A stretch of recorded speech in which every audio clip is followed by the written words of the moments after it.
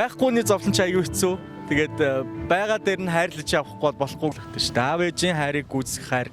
Энэ хороо дэлхийд дээр өвснөөс ирээд жолдохгүй бах тий. Аав ээж гэдэг чинь ямар үнцэнтэй вэ? Ямар хайр хүрм хүмүүс вэ?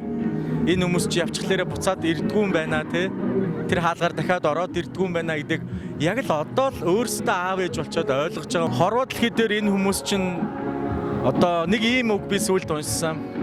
Ээж гэдэг бол чамтай зүрхээ цохилохыг дотроосоо мэдэрсэн эцсийн бөгөөд эхний хүн.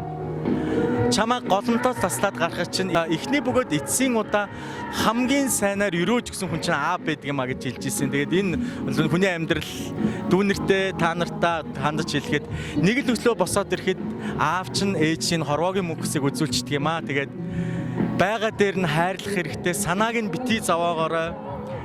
Тэгээд ирж байгаа цаг хугацаа болгондоо ядч ээжтэй буруу үйл хийгээд нэг зодуулчихж байгаарай. Аавдаа нэг бангийг авчиж байгаарай. Хатууг нь авчиж байгаарай. Тэгээ үгийн дагаад урт удаан наслууж хажууд нь хайрлаж энэрж яваарай. Тэгээд шуу буцхын тоолоор тэр үн чинь нэг нас нэмж байгаа. Бид нар ч гэсэн тэрүүгээр ээж аваасаа холдож байгаа.